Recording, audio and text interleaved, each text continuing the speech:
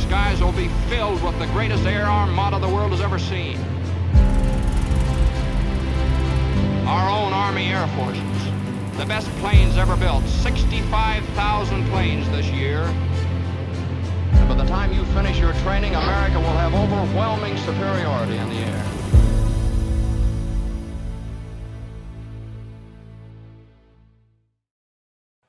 Welcome to everyone. It's great to have you all here today. We've got a great turnout, and especially welcome to all our military folks today. This is what we're going to talk about, the Battle of the Philippine Sea. Some people will call it the Great Marianas Turkey Shoot, but that actually came from one of the fighter pilots who called it just like an old turkey shoot back home. But the proper name is the Battle of the Philippine Sea, and that's what we're going to talk about, what we're going to call it today. Let me ask you a question first. See a show of hands. How many folks have actually heard of the Battle of the Philippine Sea? Okay, great. It's not quite as famous as the Battle of Midway, obviously. The Battle of Midway had a couple of movies made of it, but this was a big deal. This was the largest carrier versus carrier battle in history. It involved 24 aircraft carriers on both sides. The Battle of Midway only had 7 aircraft carriers. It also involved over 1,300 carrier-based aircraft during this 2-day air battle. And the Japanese actually had another 300 aircraft based in the Southern Marianas, mostly on the island of Guam. It was also, the 19th of June was also the largest single day of air combat in history, larger than any single day during the Battle of Britain, which prior to that had been recognized as massive numbers of aircraft airborne. Our Hellcat pilots would claim 380 aerial victories in one day, which is extraordinary. Now, not all those victories were confirmed. Now, that's not to say that they were lying or anything like that, but trying to reconstruct air combat is extremely difficult. It's a multi-bogey environment. A bogey is an unidentified aircraft. They're all over the sky. There could be 200 airplanes within 15 nautical miles of your airplane. You're maneuvering under high G forces. If you fly straight and level for more than 15 or 20 seconds, you'll become the target. These guys were looking at any given point and seeing 3 or 4, sometimes 5 parachutes in the air. Look down at the surface of the ocean, and there's black smoke everywhere from where aircraft have impacted the ocean. So you can imagine how difficult it would be trying to reconstruct that. So these guys who came back and said, you know, we had 380 kills, they just were wrong in many cases. They weren't trying anything illegal, they were just plain wrong. This is the USS Essex, the first of the Essex-class carriers that were in the Battle of the Philippine Sea. They were our newest class carriers and a little bit larger than the carriers that fought, the Yorktown class that fought in the Battle of Midway. This is the Shokaku. It was one of the 6 Japanese carriers that attacked us at Pearl Harbor. The first 4 are already at the bottom of the Pacific Ocean from the Battle of Midway. The Shokaku will be sunk during this battle, the Battle of the Philippine Sea. The final carrier, the Zukaku, will be sunk 4 months from now at the Battle of Leyte Gulf. This is our area of operations in World War II in the Pacific. And I want to use it to place us in the proper place when we have this battle that's coming up. Shortly after the attack on Pearl Harbor, the Japanese attacked down into the Dutch East Indies, and they continued to attack all these islands in the Southwest Pacific until 6 months later, they had conquered an area all the way out to this red line. And this is the area that we're interested in today, the Central Pacific. Here are the Marianas. Here's the Philippine Sea. Our battle today will occur right in this area just to the west of Saipan. I'm going to blow that up a little bit for you. Here's the Central Pacific, New Guinea, Australia, the Philippines over here. Admiral Chester Nimitz is in charge of what they call the Pacific Ocean areas, the Central Pacific. He's going to begin his drive through the Central Pacific with Tarawa, also Makin Island. He'll move up into the Marshall Islands, ending with Eniwetok, and then he'll move over to the Marianas. Here's a blow-up of the Marianas. We will invade Saipan on the 15th of June. That will take that will be a long, hard 3-week battle. And then we're going to invade Guam on the 21st of July. And then on the 24th of July, we'll invade Tinian. When we invade Saipan, that will draw the Japanese fleet out of a place called Tawi-Tawi. We'll talk about that here in just a minute. So this movement through the Central Pacific is called island hopping. So what we do is we take an island, we build an airfield, we move supplies in, and we bring in ships if it has a good harbor, and we just step our way all the way through the Pacific so you can see that we're moving toward Japan. Why do we want the Marianas? The Joint Chiefs of Staff have determined that they want to place our newest bomber, the B-29 Superfortress, in the Marianas. And once they're there, they'll be within range of Japan. And we'll begin bombing the Japanese home islands at the end of 1944.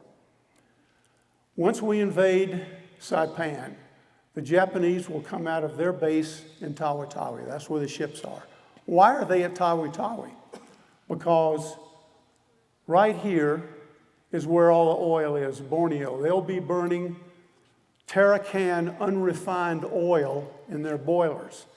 The reason they're doing that is they don't have enough tankers to go back to Japan and refine the oil. When you burn unrefined oil, there's this stuff in there called naphtha, and it's hydrogen-based and it's extremely flammable and explosive, which is going to make fighting fires on their aircraft carriers extremely difficult. And you'll see that when we get into the battle. After we take the Marianas, of course, we're going into Peleliu, Iwo Jima, Okinawa.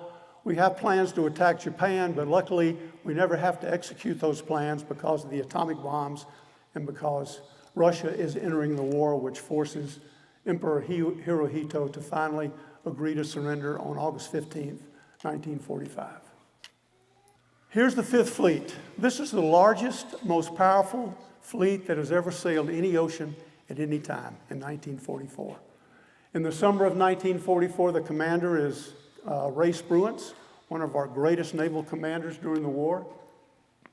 Underneath him is Vice Admiral Mark Mitcher, and he is the head of Task Force 58, what we call the Fast Carrier Task Force. Their job is to protect the fleet and also to attack the Japanese on the surface of the ocean wherever it exists. He's the one that developed the tactics for operating our fast carrier attack forces, and he did an outstanding job. Vice Admiral Kelly Turner is the head of the Amphibious Expeditionary Forces. These are the guys that land our soldiers and Marines on the beaches and keep them supplied while they're still on the beach. Lieutenant General Holland Smith is a Marine general, and he's in charge of the troops. So once our guys are on shore, he takes over and commands the troops. The Marines said that HM stood for howling mad. Here's the Task Force 58 order of battle. We had 15 aircraft carriers, 7 battleships. You can see everything else we've got. More importantly, we had 900 carrier-based aircraft. So here's an example of a cruiser, battleship, submarine. This is the F-6F Hellcat. This is the Navy's best carrier-based fighter in World War II. And it was an outstanding fighter, and it was responsible for 75% of the Japanese kills made in the Pacific during World War II. Here's the Japanese order of battle. It's the First Mobile Fleet under the command of Vice Admiral Jisaburo Ozawa. 9 aircraft carriers. Their fleet is not quite as large as ours, but it's pretty close. So it's a powerful fleet, 9 carriers, 5 battleships, 450 carrier-based aircraft, and as I mentioned earlier, there's another 300, maybe even 400 aircraft in the southern Marianas on the island of Guam. This is the Mitsubishi Zero. It had been around since the 1930s. In 1944, it was beginning to get fairly old, but it was their best air-to-air fighter. Excellent below 200 knots. It had excellent handling qualities, good turning ability, but it wasn't as effective at higher speeds. It also didn't have any pilot armor around it, and it didn't have self-sealing fuel tanks, which was one of the things that made it much lighter and very highly maneuverable. Trouble is, without all that protection, several .50 caliber rounds would turn this thing into a flaming coffin. Nakajima Jill, this is the newest torpedo bomber that the Japanese had. It took the place of the Kate. Yokosuka Judy was our latest dive bomber. It actually was the fastest dive bomber in the war, and it took the place of the Val. Here's the F-6F Hellcat. Max speed is 330 knots. Does everybody know what a knot is? I know the military guys do. A knot is a nautical mile per hour. 6,076 feet is a nautical mile. The Navy had been using nautical miles and knots forever, and so that's what they used in World War II and what we'll use today. 330 knots is exactly equal to 380 miles per hour. This is what's important. Combat radius of 300 nautical miles with 20 minutes of combat time. What our admirals needed, they needed to know how close that we needed to get our fleet to the Japanese before they could launch our aircraft, have them fly to the enemy, attack for maybe 15 or 20 minutes, and have enough fuel to get home. So this combat radius is really important in their mind. The Japanese had a much better radius than we did. They could launch aircraft from 330 to 340 nautical miles. Most of our carrier commanders didn't want to launch until we got within about 250 nautical miles of the enemy. SB-2C Helldiver. This was our #1 dive bomber in 1944. It took the place of the SBD Dauntless. Top speed was 244 and the combat radius. This 330 nautical miles came from the internet, and it was from a Dash 5, a later version of the Dash 1, and it had more fuel than the Dash 1. So I suspect that this number here is more closely defined as maybe 300 nautical miles and maybe even a little bit less. This is the shortest range aircraft we had in the Fifth Fleet. Just behind this wall, we're building an SB-2C-1, Westpac is building an SB-2C-1 Helldiver, and when it finally flies, it'll be the only Dash 1 Helldiver flying in the world. TBM Avenger, this is our premier torpedo bomber, but it was also a dive bomber in World War II. Top speed's about 242. This is a reasonable combat radius, about 350 nautical miles. Anybody know who this guy is? George H.W. Bush, you bet. He was one of the younger pilots in the Navy in World War II, shot down at the end of the war over an island called Chichijima, was rescued by a submarine. In 1942, during the Battle of Midway, our aircraft carriers had a difficult time defending themselves. Of course, we lost the Yorktown during the Battle of Midway. But in 1944, our aircraft carriers were more than capable of defending themselves in combat. We had a combat information center in our carriers, which is the heart and the soul of all the data coming in so our admirals could make time-critical decisions. In this combat information center, we had radar, low and high frequency. The low frequency radar could reach out a long ways, 150 miles, and they could see the enemy fighters coming in. But they couldn't distinguish between the fighters. Once the fighters got in close, we switched to high frequency radar. We got more discrimination so we could actually distinguish between the fighters. We had IFF, Identification Friend or Foe, which is a beacon that our fighters carried. We could interrogate that beacon and tell the friendlies from the hostiles. We had a fighter direction officer sitting right here at the radar. He's giving close control to our fighters. So something like this: Thunder Flight, Vector 260, Bandits on the nose, 20 nautical miles, Angels 20. So the Thunder Flight leader is going to fly a heading of 260. He knows the bandits are out here. They're at Angels 20 is 20,000 feet. So if he's at 15,000 feet, he looks right up here, and he can get controlled all the way to where he can engage in combat. We had radar plot located back in this area here. These are sailors writing backwards in grease pencil so that our commanders who are standing out in this area here can see the location of not only the aircraft coming in, but also the enemy fleet, where the enemy fleet's located. Our radio discipline had gotten much better over the last 2 years since the Battle of Midway and the Battle of Coral Sea. We had fighter pilots talking all over the place, just like Tom Cruise is doing, you know. I mean, blah, blah, blah, blah, blah. In fighter versus fighter combat, it's important to say what you need to say and then get off the radio, because somebody else might need it to make a break call or, you know, make a mayday call. These guys were incredibly trained. They were coming into combat with 450 hours of combat time. Some of them had already had several hundred hours of combat time. They were already trained in carrier operations, their fangs were out, and they were ready to fight. As opposed to the Japanese toward the end of the war, these guys were coming into combat with 90 hours of flying time. Some of them weren't even carrier qualified. They were getting carrier qualified once they got to the fleet. We had a variable time fuse on our 5-inch guns. And time, we used the term time just to confuse the Japanese. This is actually a radar fuse using a Doppler principle. So as the fuse approaches the airplane, obviously the frequency tightens up, and as it passes the airplane, the frequency begins to expand. That frequency shift causes the fuse to explode. So you don't actually have to hit the airplane. Once you get close enough, the fuse will explode. And this was very effective in our 5-inch guns. And those guns were right around here, this destroyer screen. We had 15 carriers divided into 4 task groups. Each task group was in the inside of this defensive ring. They operated 5 to 10 miles apart, so the aircraft could take off and operate without interfering with each other. And around this carrier group was a destroyer screen made up of cruisers and destroyers and sometimes battleships. So any enemy aircraft that got inside the combat air patrol, which is out here at 50 to 100 miles, was going to be engaged by these cruisers and destroyers using 5-inch guns, 20-millimeter cannons, and 40-millimeter guns. So these carriers were very well protected in World War II in 1944. And the guy who came up with all this was Admiral Brewster, and he did an outstanding job of developing these tactics for our task force. Okay. It's the 15th of June, 1944. We have attacked Saipan, and the Japanese are now leaving Tawi-Tawi, and they're coming after us.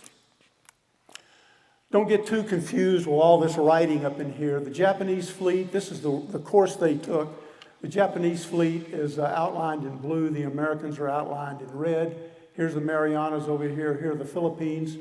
So Ozawa's main force has left Tawi-Tawi, gone up through the Philippines and through the San Bernardino Straits, where they have been discovered by one of our submarines. The submarines have relayed that to Pacific Headquarters, Admiral Nimitz, and Nimitz has relayed it to Spruance. We know they're coming.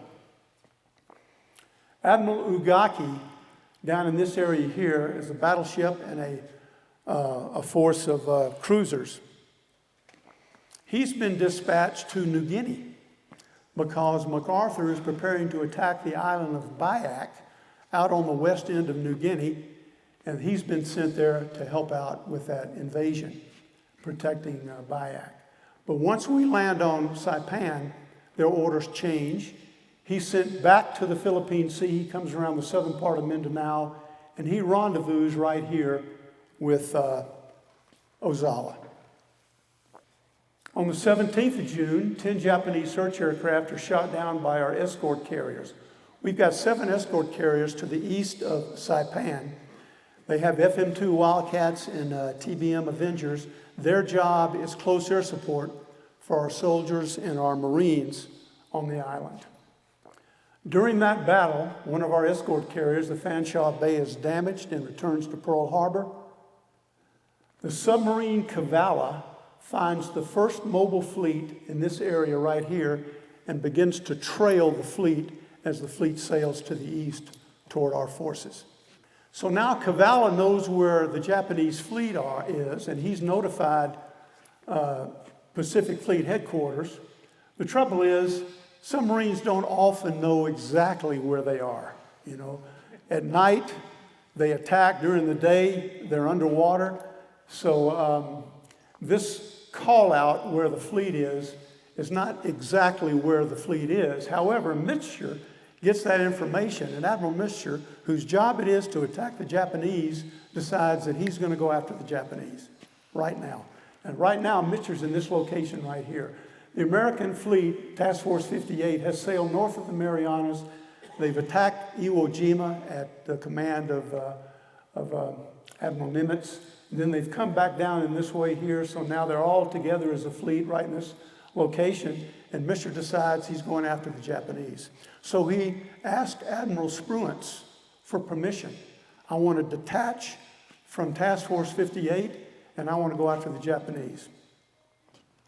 Now, at about this time, Ozawa search aircraft finds Task Force 58 180 miles northwest of Guam, right up in this area here. At the same time, our monitoring stations in Alaska and Hawaii, we get a DF steer, a direction finding steer, from the radio traffic that Ozawa's fleet is making right in this area.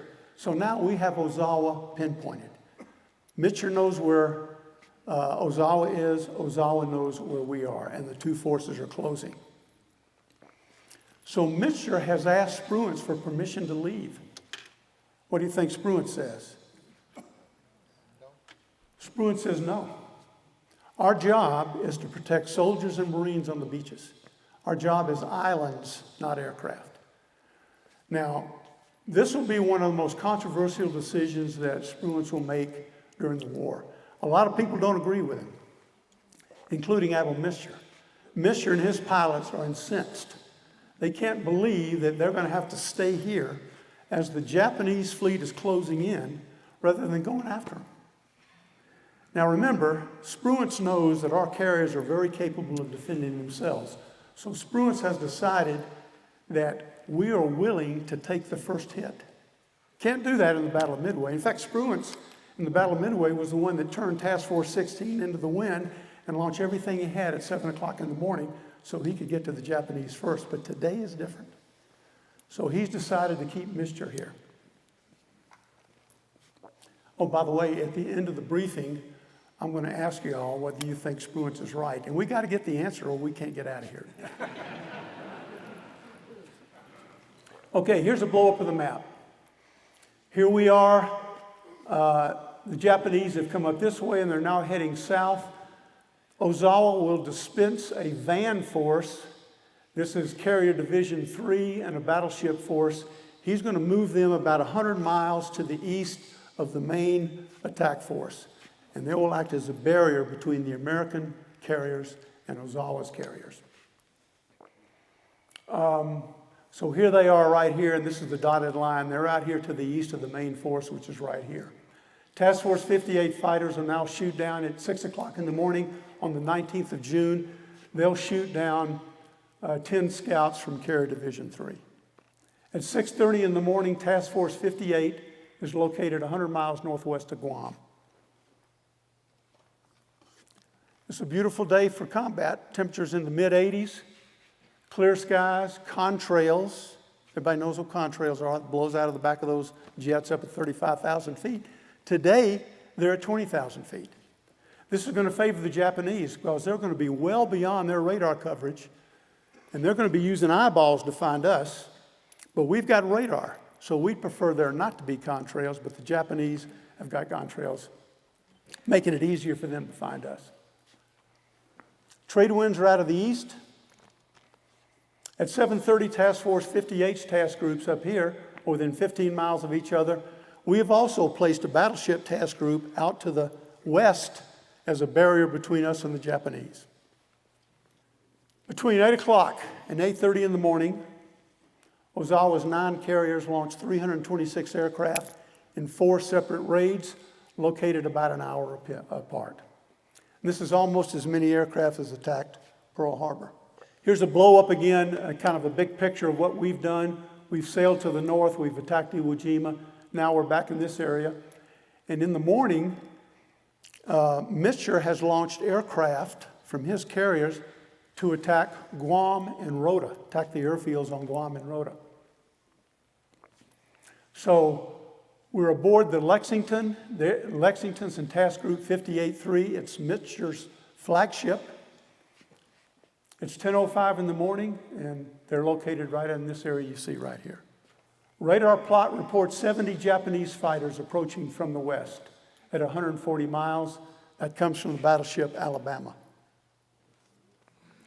The Lexington paints 2 groups bearing 260, which is basically west. Mischer orders Hayrub. Hayrub is a classified call-out that is telling his fighters that are down here attacking Rota and Guam to return to the fleet and prepare to defend the carriers. He sounds general quarters, and when that happens, all the hatches are dogged down. Everybody puts their helmets on. The sailors put their pants legs in their socks to protect against flash fires.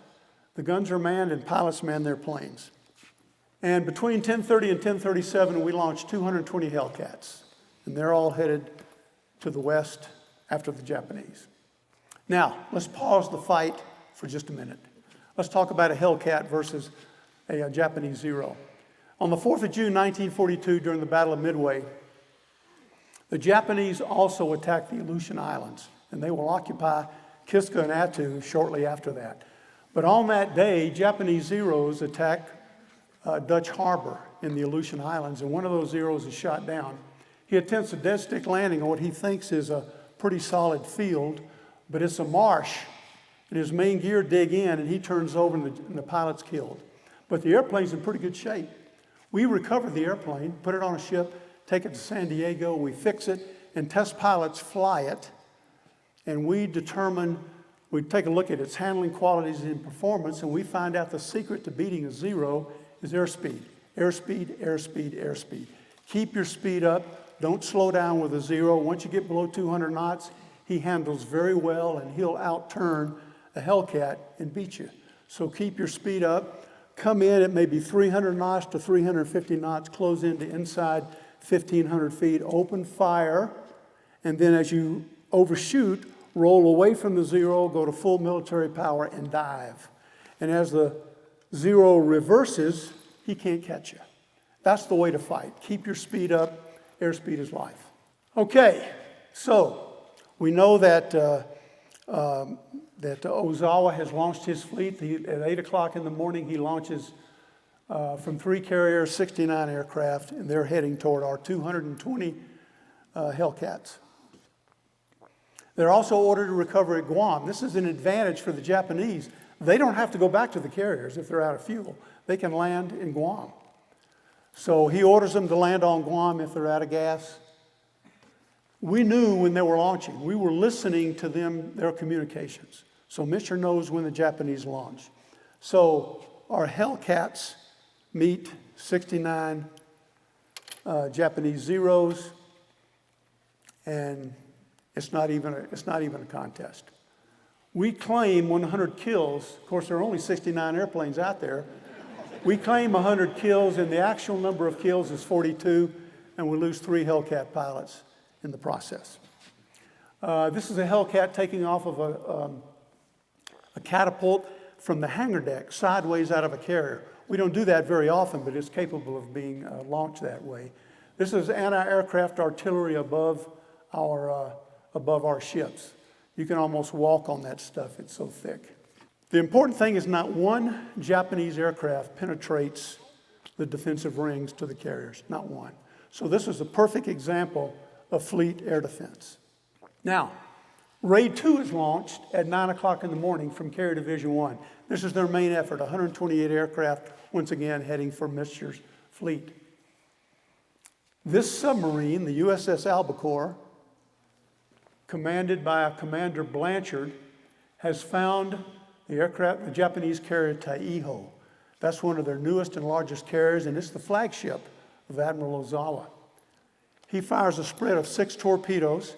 He's having trouble with his targeting computer on the submarine, and only 1 torpedo hits. But it ruptures an aviation gasoline tank and ruptures some of those fuel tanks that have oil in them. And fires rapidly spread through the ship. They can't control it. And so later on in the afternoon, the Taiho sinks, and Ozawa transfers his flag. 3 hours later, the Kavala, located right here, commanded by a guy named Kostler, finds the Shokaku, one of those carriers that attacked Pearl Harbor. He fires a 6 torpedo spread, 4 of them hit, and 4 hours later, the Shokaku sinks. So within 2 hours, and about 25 miles from each other, the Japanese have now lost 2 of their main aircraft carriers, both sunk by submarines. Raid 3 and 4 come a little bit later, an hour apart. Neither of them are very effective. Most of Raid 3 actually gets lost, and they come back to the carrier or either land on Guam. Raid 4, you'll see what happens to Raid 4. Again, most of them miss also. Their results are very similar. It's basically, quote, turkey shoot. And the problem is the Japanese, they don't have the training, they don't have the experience, they don't have the aircraft to compete against our Navy Hellcats and pilots that are just extremely well trained. So at 2:30 in the afternoon, 14:30, Admiral Ozawa figures he's had enough. And so down here he turns to the northwest. He orders his van force to do the same thing, and they're going to open the distance between the American fleet, with the American fleet. Now down here you see that, as we've talked about earlier, that Mitscher has asked permission to go after the Japanese, but he's been denied permission from Spruance. So most of Raid 4 misses the carriers. They head for Guam, and they're attacked by Hellcats from the USS Essex, led by their commander of the air group, Dave McCampbell, who eventually will become the highest scoring ace in the American Navy. He'll have 34 kills by the end of the war. He'll also have set the one-day record 4 months from now at the Battle of Leyte Gulf. He'll have 9 kills in one day. So at 16:30, Spruance decides to keep one task group from Task Force 58 close to Saipan to protect Saipan in case the Japanese, get past Task Force 58 and attempt to attack Saipan. He decides to keep one task group, and he releases the rest of Task Force 58 to go after the Japanese. This is in the afternoon of the 19th. So at 8 o'clock that evening, Mitscher enters a tail chase against the Japanese fleet overnight. So now he's basically going to sail through the night trying to close on the Japanese fleet to get close enough to launch our aircraft. So by 1600 the next day, 4 o'clock in the afternoon on the 20th, we believe that we're within 230 nautical miles from Ozawa's fleet. So Mitscher says, launch them. Go get the carriers. That was the command. It's 4 o'clock in the afternoon. It's going to take 2 hours to get there. It's going to take 2 hours to get back. These guys are going to be coming back at night. Mitscher knows it. Our pilots are not trained to land on aircraft carriers at night. How about that for an order? So at 16:24, 4:24 in the afternoon, we launched 226 aircraft, 411 crewmen, and they're heading west into the sun to go after Ozawa's fleet. This is what we launch: Hellcats, Helldivers, Dauntlesses. We still got some Dauntlesses on some of the older carriers, and we have Avengers. They're all going after Ozawa. Once they launch, we find out they're over 300 miles from the Japanese carriers. 300 miles. So what do? You either go back, or they say, no, we're heading on. So they slow to max range cruise. They're reducing power, reducing RPM to about 16 to 1700 RPM. They're heading 290. Night's approaching, and fuel is limited. Some of these guys know they're not going to make it back, and they continue on. So as they approach the Japanese fleet, some Helldivers from the Wasp, there are 12 of them, they've been zigzagging their way to the Japanese fleet. Their navigation hasn't been particularly good, so they're lower on gas than they should have been, so they divert to Japanese oilers that are 35 miles short of the carriers. And they do a good job. They roll in on the oilers, they drop their bombs, and they sink 2 oilers with accurate bombs. So at 6:03, the Japanese see us coming, and they launch 68 Zeros to protect the fleet. Shortly after that, 20 minutes later, our aircraft attack the Zukaku. And they do a great job. They actually hit it with one bomb that fractures the aviation fuel tanks on the carrier, but The damage control officers on the Zukaku do a great job, and they manage to save the ship. However, 3 of their medium carriers, the Junyo, Hiyo, and Ryuho, are all hit by bombs, and the Hiyo is also hit by torpedoes, and the Hiyu sinks. So that's the 3rd aircraft carrier, the Japanese, that we have sunk on these 2 days of battle. I can't even describe what the return flight is going to be like. The Navy says it's an epic return flight. They are well below half on their gas. Night is coming on. Aircraft have been damaged. Crew members have been wounded. Many of them know they're not going to make it, and they're going to land in a dark ocean 100 to 200 miles from their ships and wonder what's going to happen to them. And that's what happens. Now, when you're over the ocean at night, there's no darker place than over the ocean at night with no moon. And that's what these guys face. 200 miles to get home. Of those 51 hell divers we launched, we lost 8 over the target, 32 of them going to the water. So sun sets at 19:30. Task Force 58 gets a radar contact on our returning aircraft at 8:15. It's already dark. At 8:30, without clearance from Mitscher, a guy named Jocko Clark, who's the commander of Task Group 58.1, he tells all his carriers, all his ships to turn on your lights. This is against Navy regulations. There could be Japanese submarines out there, but these commanders of these carriers are all pilots, and they're going to do whatever they can to get their pilots home. So Jocko Clark turns on his lights and shines the searchlights vertically so these guys can see. And shortly after that, Mitscher tells the entire task force to turn on your lights. Can you imagine what that looks like coming home and wondering where your carriers are, and all of a sudden, boom, the whole place lights up? What happens now is the most chaotic recovery in naval history. These guys are said land on any carrier. We don't care if it's your carrier. Find a carrier and land on it. So they're coming home.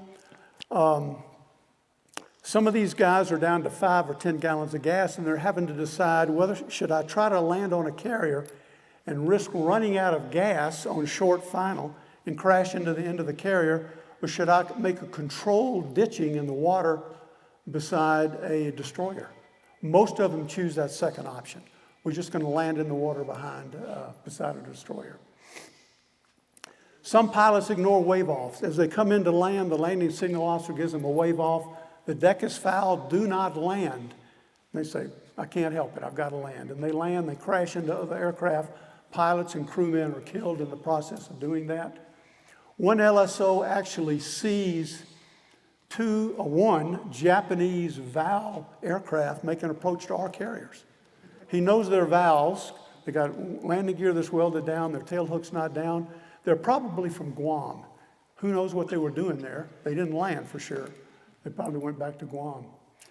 Another LSO looks out and he sees 2 Hellcats on final, 15 seconds apart, and they're going to land, no matter what it takes, on the same carrier. So this LSO brings in the first Hellcat a little bit high, gives him a late cut, and he lands in the 5-wire. And then he turns to the second Hellcat that's 15 seconds behind him, brings him in a little bit low, gives him a cut, and he lands in the number 2-wire. So we've got 2 Hellcats landed at basically the same time on one aircraft carrier. That's the kind of a night that it was. So now Mitscher asked Spruance for permission to sail up the route of flight that our aircraft were taking coming back from the Japanese and to find his guys. And of course, Spruance says, do whatever you have to do, go get our guys. So the next 2 days, we're spending trying to find our aviators that are in the water. These are the guys that helped them go find them. The Kingfisher was launched from our cruisers. PBM Mariner launched from the Marshall Islands. Here's a summary. We launched 226 aircraft. Of those 226, 86 aircraft were lost. Most of them ran out of fuel and went into the water. 172 aircrew members in the water. But we found over half of those aircrew members that first night in the vicinity of all the carriers. Eventually, over the next 2 days, we'll get all but 16 of our pilots and 32 of our crew members. Here's the final tally over the 2-day battle, 19 and 20 June. The Japanese lost 3 carriers and 2 oilers, 476 aircraft, 445 air crew members. We have no idea how many sailors were lost, but of course they lost 3 carriers and 2 oilers, so probably something in excess of 3,000 sailors. We lost 130 airplanes, 42 were in combat, the rest of them ran out of gas, 76 air crew members and 33 sailors. All right, if you guys want to get out of here, we got to find out whether Spruance was right or not. Anybody have any opinions of whether he was right? Now remember, he decided to begin with that he was not going to release Task Force 58 because we wanted to defend those soldiers and the Marines on the beaches. That was his job. That was his orders from Admiral Nimitz. But there are a lot of people that were mad at him, and that decision, from what I understand, was briefed to the Naval War College for years. And they have debated whether Spruance was right, and they still debate it today. Anybody have any opinion? If you don't have an answer, I'll give you the answer.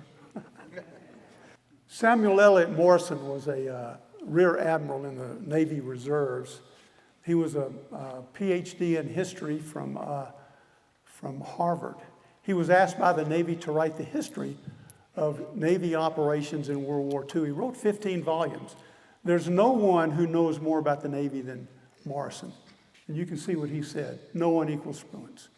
He was one of our greatest admirals.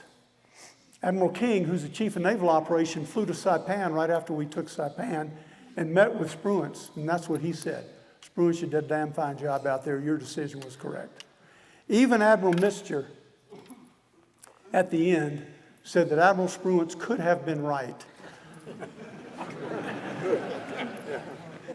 What Spruance always said that a commander should not make his decisions based on what he thinks the enemy would do.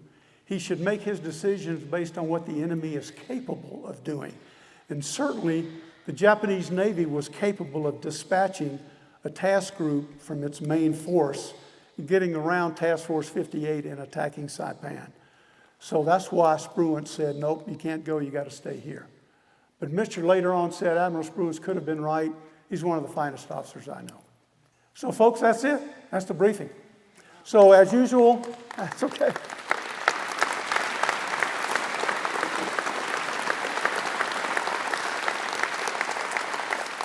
Thank you all for that.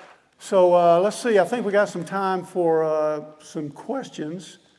We got 2 of us who'll be handling mics. Raise your hand and we'll try to recognize you, but wait till the mic gets there because the rest of the audience will be interested in what your question is. So I'm on this side, Bill's over there.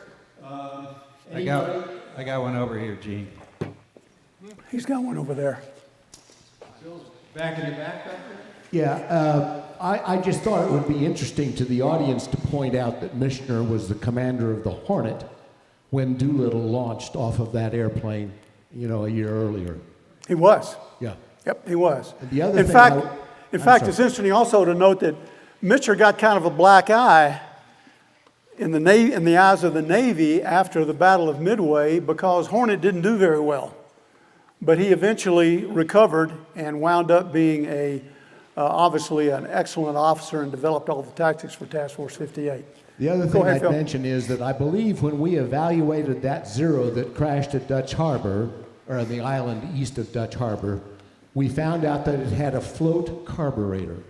And that enabled us in that dive that you were talking about after the engagement, that the Zero can't very well chase you down because your engine's going to stop. Yeah. If you push over and go to 0G, you can't get fuel to the engine. So our airplanes have that same problem. You can't go to 0G for very long. Maybe half a G or a quarter G will work, but not 0G. Thanks, Phil. That's a good point. What aircraft was on the front page, the first page? Battle of the Philippines page? What was the aircraft that was on the first page of your slides? That was an SB-2C Helldiver, very similar to the one that's right behind this wall. So when you finish... Interesting. Yeah, so when you get finished today, come over here. Once they get everything cleaned up, I'm sure Bill would love to show you that hell diver. Question in this side. Good morning, excellent briefing, sir. Thank you. Quick question. I think I would have not called it epic. I would have called it poo bar beyond belief. Yeah, I agree with you. But question, since there's none of the pilots or LSOs were nightfall, how in the world do they even begin to land those things on a carrier? The LSOs didn't know what they're doing in the dark. Well, the LSO's got lighted paddles. Okay. We had established procedures to land on carriers in the dark, but these guys, very few of these guys had actually been trained to do that at this point. Normally, night operations only were flown by a few airplanes. Each of these carriers had 3 or 4 night fighters on them. We had 3 Corsairs, by the way, on these carriers, and we also, the rest of them were all Hellcats that were designed to fly at night. They had radar, so they did do night operations, but not all the pilots were trained at night. This is right up there with General Entz. Say again? This is right up there with General Entz, B-24, right on Palesti, as far as kind Oh, of yeah. major screw up. Right, right. Thanks. Another one in the back on this side. I got one, Gene. Can you explain launching from the hangar bay? I've never heard of that, and it just seems kind of bizarre. It is kind of bizarre, and like I say, they didn't do it very often, but they were capable of doing that. And you know, typically the carriers turn into the wind, and you need about 20 or 30 knots of wind over the deck. But if you've got a lightweight airplane, if you're not carrying a lot of bombs or something like that, you don't really need all that wind. And I guess those catapults had enough power behind them to get enough airspeed to fly the airplane off the side. Like I say, they didn't do it very often, but they were capable of doing it. Questions? Gene, there's one right up here. Where's that? Okay. So, Ashby, when you talked about how our carrier group took off after the Japanese fleet, can you talk about the ship's capabilities? Like, what was the chance of us getting closer before we launched our aircraft, or were we kind of evenly matched with the ship? Well, we could have gotten closer if we had chased them longer. I mean, that's about the only way I can describe it. When we launched, we thought we were, 220 miles away from them, but we weren't. And the only way we knew that was by our mariners that were out there, searching. So mistakes were made. Turns out the airplanes, that we weren't that close. They could have gotten closer, I imagine, if they just kept chasing them. But Were their ships faster, or? no, our ships were just as fast, if not faster. The carriers were all cruising at around 25 knots, and they were pretty close to that. And like I say, we slowly closed the distance over the 10-hour night that we were chasing them. It's not a question. This is an answer to her question. The wind had to be in the Japanese favor. We were always, when we had to launch our aircraft, we had to go away from the Japanese in order to launch our planes. So that's why the discrepancy in distance. That's exactly right. The winds were from the east. The Japanese were heading east. So they had what the Navy calls the weather gauge. They didn't have to reverse course to launch their aircraft. We had to reverse course. So we would have to turn east to launch aircraft, turn back to the west so we don't get too close to Guam and the Marianas, and we didn't have maneuvering room. So you're exactly right, sir. We did have to zigzag in order to launch and recover aircraft. My question is on the Corsair. Did pilots prefer the Vought Corsair or the Brewster, or did it make really much of a difference? Well, I can tell you what I know, and I'm certainly not an expert on it, and maybe Alan can help out with this. The Brewster was never used in combat. It was only used in training. The company itself had some difficulties, and eventually the Naval Aircraft Corporation actually took over Brewster to finish the production. So my guess is, if it was me, based on what I know, I'd have preferred to have flown a Vought or a Goodyear Aerospace airplane, the FG-1D. But the Brewster performed very well in training. And of course, this one was crashed outside Cherry Point, North Carolina, and recovered in the 1980s. I don't know, Alan or Bill, do y'all have any comments on whether you would prefer to fly a Vought or a Brewster? Pretty much all the airplanes were the same. They were different by a letter designation, but they were all basically the same. Yeah. Good answer. And this is, by the way, this is the only Brewster-built airplane flying in the world, Corsair. So if Alan gets airborne today, he'll tell you more about it here in a minute. Anything else? Questions? Just two comments. We have artifacts related to the battles that Ashby's talked about on display in the museum. We've got a fair amount from David McCampbell, who went on to win the Medal of Honor, who was the air group commander on the Essex. And we have one of the night fighter pilots. Ashby mentioned a couple of the Hellcats had been converted to night fighters with early radars. And we have on display the artifacts of one of the pilots in his logbook.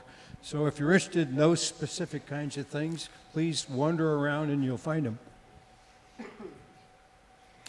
Okay, thanks a bunch, folks. Sure appreciate it. I'm going to give Alan, you want to use this?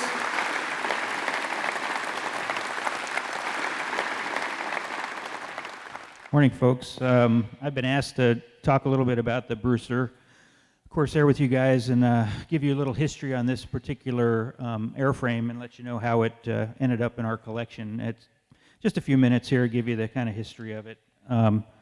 So it was built, as Ashby said, it's the only surviving Brewster-built Corsair. It was built by them in Johnsville, Pennsylvania, and accepted 10 January 1944. And it had various assignments. Its first assignment was with VMF 124 Training Squadron in Mojave, California. Then it went all the way cross country back to the East Coast at VMF 914 Marine Corps Air Station, Cherry Point, North Carolina. It was involved in a fatal accident in December of 1944. Second Lieutenant Robin Pennington was flying this airplane in a flight of 4, practicing ground control intercept techniques on a Navy PBJ Mitchell bomber. And he was last seen breaking out of the flight to make his pass on the B-25, and come to find out that he had crashed. We don't know if the engine quit or what happened. They were pretty low level, so he elected to try to bail out of the airplane, low level, and was killed. Went into a swampy area about 10 miles southwest of Cherry Point. The airplane, they went out and looked for him and could not find the body, the remains. There's a whole story on that, but I won't go into that part of it. The airplane basically sat in that swamp until 1991, and a guy named Lex Crowley recovered the remains and got in a bit of a fight with the Navy over ownership, which typically happens with the Navy. He collected some parts and pieces for the airplane, didn't have the wherewithal to restore it himself, and it was eventually purchased by our main benefactor here, Mr. Jim Slattery, and put the money up to have the airplane restored. It was restored in Texas at Ezel Aviation, Breckenridge, Texas. Took many years and, millions of dollars, lots of man hours. Made its first post-restoration flight July 4th of 2018. And before that, when the Navy struck it from the records, it had a total time on the airframe of 644 hours total. So it's a pretty low time airplane. So the first flight after restoration was in 2018. And since then, it's got a little less than 30 hours on it. Since restoration, it's got 672 hours on the airframe right now. It's a beautiful restoration, completely, restored to stock condition, best that they could have done. It's got the radio boxes behind the seat.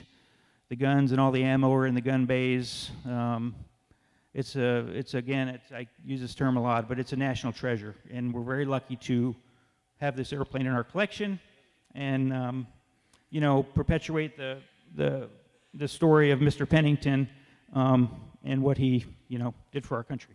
So with that, we'll try to get the thing outside. I think it's getting a little brighter out there. We will at least give you a ground run and do a run up and taxi it around for you guys a little bit, I'll be here all day and all morning to answer any questions you have technically about the plane that I can try to answer for you. Thanks for coming out again, and I seem to be jinxed with weather. I was going to fly the TBM last time, and today we got crummy fog. So we'll at least get it out and make some noise for you guys. So thanks again for coming out, and we'll go from there.